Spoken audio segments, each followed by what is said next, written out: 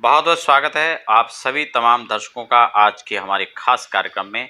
आज हम एक खास और गंभीर विषय को लेकर के बात कर रहे हैं। हम बात करेंगे आज भद्रा को लेकर के। रक्षाबंधन आ रहा है और रक्षाबंधन को लेकर के काफ़ी सारा सस्पेंस है। मैं आपको काफ़ी सारे आज इन ग्रंथों के माध्यम से आपको ये जानकारी दूंगा कि भद्रा में क्या करना चाहिए और क्या नहीं करना चाहिए। आप ये देख रहे हैं, आपके सामने निर्णय सिंधु है और साथ ही साथ ये अन्य ग्रंथ भी पढ़े हुए हैं। मैं इन सब के साथ आपको लेकर चल रहा हूँ। आइए सबसे पहले हम चलते हैं निर्णय सिंधु की ओर। निर्णय सिंधु इस विषय में क्या कह रहा है इसको हम समझ लेते हैं, क्योंकि जो कहते हैं ना कि इस काम में भद्रा है तो नहीं करना है। अनेकों कार्यों के लिए भद्रा का विचार किया जाता है, लेकिन भद्रा के लिए वास्तव में भद्रा का जो विचार है वो किन कार्यों में किया जाता है, आपको मैं इस ग्रंथ के साथ में लेकर चल रहा हूँ और आपको सारी जानकारी दे रहा हूँ। आगे बढ़ें इससे पहले एक निवेदन रहेगा, अगर आप पहली बार चैनल पर विजिट कर रहे हैं तो चैनल को सब्सक्राइब जरूर कर लीजिए, उसके लिए भी एक सही समय है। ठीक है, चलते हैं। क्या लिखा हुआ है बहुत ध्यान से देखिए। इदम भद्रायाम न कार्यम भद्रायाम द्वे न कर्तव्ये श्रावणी फाल्गुनी तथा श्रावणी नृपतिम हंति ग्रामम दह्यति फाल्गुनी। क्या मतलब हुआ, यहाँ पर स्पष्ट इसका अर्थ भी लिखा हुआ है। कहा कि दो काम भद्रा में नहीं करने चाहिए। कौन कौन से? एक तो श्रावणी कर, एक फाल्गुनी। ये दो काम नहीं करना चाहिए। का क्या होता है? का राजा का नाश करती है इस समय श्रावणी कर और रक्षाबंधन, ये दो चीजें हमें इसमें नहीं करना चाहिए। ठीक है, उसके बाद इसमें बहुत सारी जानकारी हैं, मैं संक्षिप्त में आपको दूंगा क्योंकि उतना समय का अभाव आपके पास में भी है और मैं संक्षिप्त में आपको इसके बारे में जानकारी दूंगा। देखिए यहाँ पर इसके भद्रा का जो विशेषकर मैं आपको सबसे पहले बता दूं कि भद्रा का जन्म कहाँ से हुआ है। यहाँ पर बहुत सारी जानकारी है। भद्रा काल में भी ये देखा जाता है कि भद्रा उस समय आकाश में है, पाताल में या धरती में है, क्योंकि जब मृत्युलोक में भद्रा होती है तभी इसका पूर्णतः विचार किया जाता है।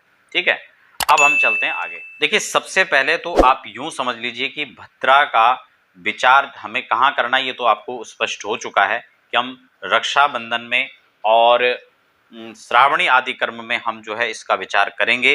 अन्य किन चीज़ों में विचार किया जाता है मैं वह भी आपको आगे बताने वाला हूँ, लेकिन एक बात और भी हमें समझ लेना चाहिए कि भद्रा किस स्थिति में त्यागने के लिए जो है किस स्थिति में भद्रा का विचार किया जाता है। सबसे पहले मैं आपको बता दूं, भद्रा पृथ्वी पर, स्वर्ग में और पाताल में तीन जगह निवास करती है। जो स्वर्ग की भद्रा है उससे हमें कोई परहेज नहीं है।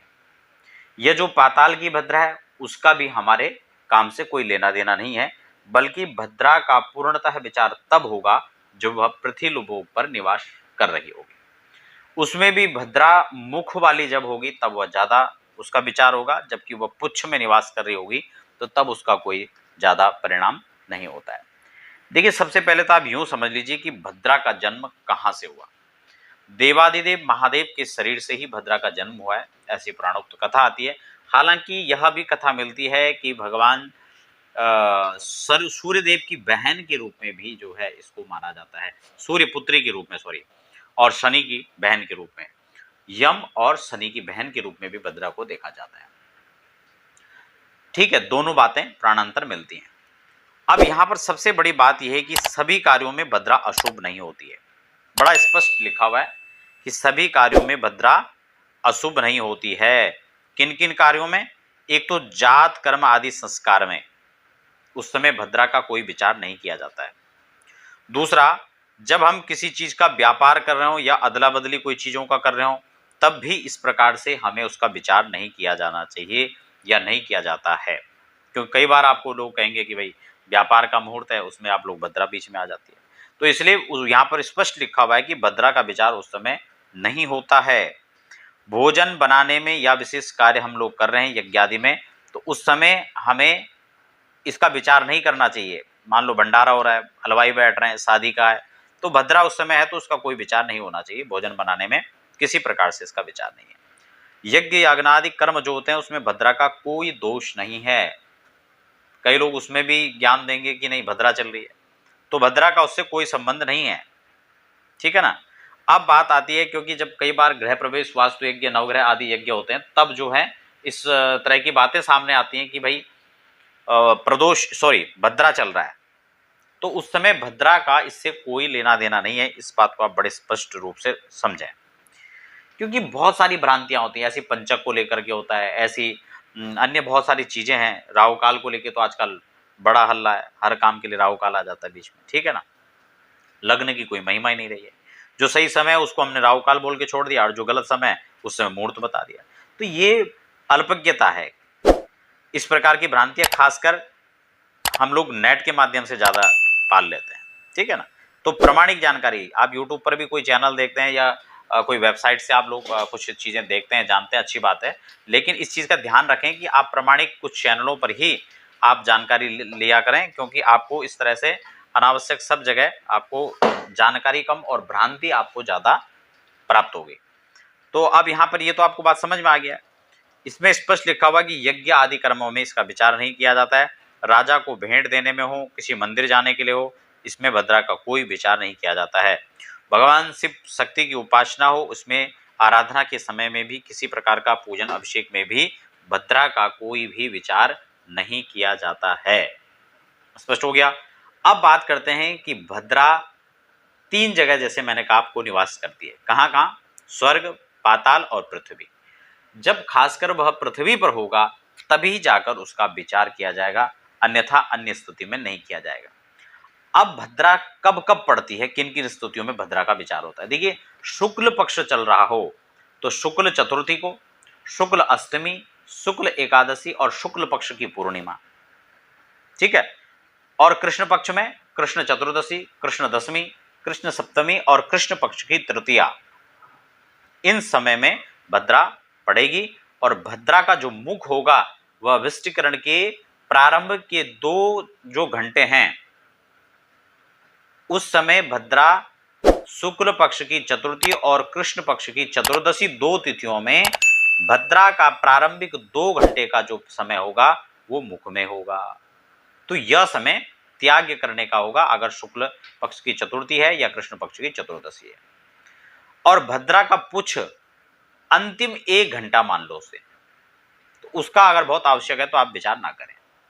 अब बात आती है शुक्ल पक्ष की अष्टमी और कृष्ण पक्ष की दशमी। इसमें तीसरे घंटे से लेकर के और 5वें घंटे तक, ठीक है ना, यानी तीसरे घंटे से प्रारंभ हो गया और 5वें घंटे तक जब भद्रा चल रही हो तो उसका जो वास होगा वो मुख में होगा। और अंतिम 1 घंटा 48 मिनट, यानी लगभग 2 घंटे ही मान लीजिए, पौने 2 घंटे, उस समय वह पुच्छ में होगा।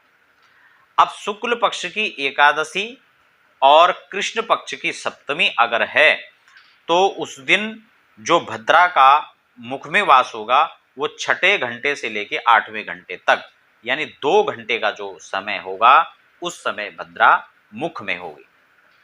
और पूंछ में कब होगी? ये शुक्ल पक्ष की एकादशी और कृष्ण पक्ष की सप्तमी की बात हो रही है, ठीक है ना।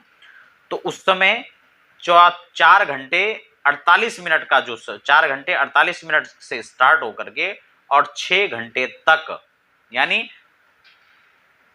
4 घंटे 48 मिनट, यानी लगभग 5 घंटे से स्टार्ट होकर के 6 घंटे, लगभग 1 घंटे 20 मिनट का लगभग आप समय 12 मिनट का लगभग समय मान लीजिए जब यह अंतिम पुच्छ में भद्रा का वास होगा। अब बात आती है शुक्ल पूर्णिमा। देखिए, पूर्णिमा जब होगी शुक्ल पक्ष में पड़ेगी, पूर्णिमा जब होगी तो उसके 90 घंटे से लेकर के और 11वें घंटे तक भद्रा का वास मुख में होगा।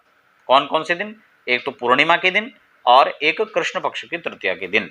2 दिन ऐसे हैं कि जब 90 घंटे से 11वें घंटे तक, यानी मध्य भद्रा जब स्टार्ट हो रही है 9, 10, 11 और 11, 9, 10, 11, यानी लगभग 3 घंटे का, 90 से शुरू होगी सॉरी, तो 10 और 11, 2 घंटे का लगभग जो समय है वह उस समय मुख में वास होगा भद्रा का, उसको त्याग करना चाहिए।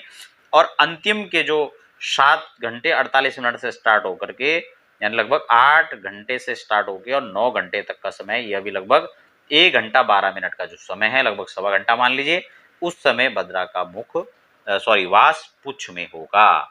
तो ये तो इसके वास का जो है हम समझ चुके हैं कि वास कैसे कैसे जो है इसका देखते हैं हम, कब भद्रा कहाँ पर होती है। ठीक हो गया। अब हम इस समझ लेते हैं कि भद्रा पृथ्वी पर कब होती है और आकाश में कब होती है और पाताल में कब होती है। ठीक है। इसको भगवान सूर्य की राशि से देखा जाता है। भद्रा का जो वास है उसका जो फल है उसको हम लोग समझ ले एक बार। जब भी कुंभ, मीन, कर्क और सिंह राशि में चंद्रमा होंगे, सूर्य चंद्रमा के हिसाब से देखेंगे, चंद्रमा जब कुंभ राशि पर संचरण कर रहे होंगे या मीन राशि पर कर रहे होंगे या कर्क और सिंह राशि पर जिस दिन चंद्रमा होंगे उस दिन भद्रा मृत्यु लोक पर होगी, यानी मनुष्य लोक पर होगी। बहुत स्पष्ट है कि इस दिन की जो चंद्रमा है, इन दिनों के चंद्रमा ही आपके लिए खराब होते हैं। अन्य दिन की स्थिति क्या है वो आप समझ लीजिए।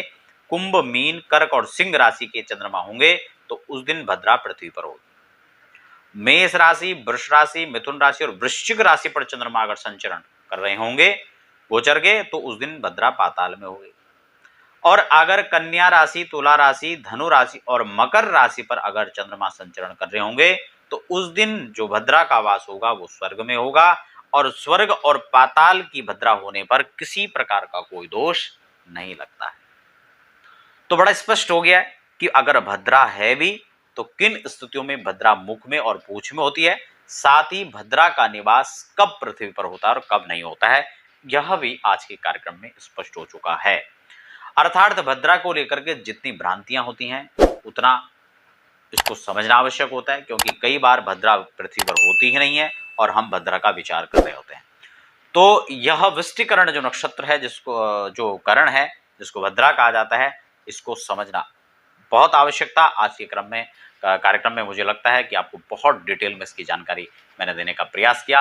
फिर भी कोई क्वेश्चन आपके होते हैं तो आप मुझे कमेंट बॉक्स में लिख सकते हैं, समय अनुसार हम उसका भी उत्तर देने का प्रयास करेंगे। किसी प्रकार की व्यक्तिगत जानकारियों के लिए आप हमें हमारे वेबसाइट पर या व्हाट्सएप पर जाकर के आप समय लेकर, आप अपॉइंटमेंट लेकर बात कर सकते हैं और उसका समाधान प्राप्त कर सकते हैं। फिलहाल आप बने रहें और हमें दीजिए इजाजत। धन्यवाद।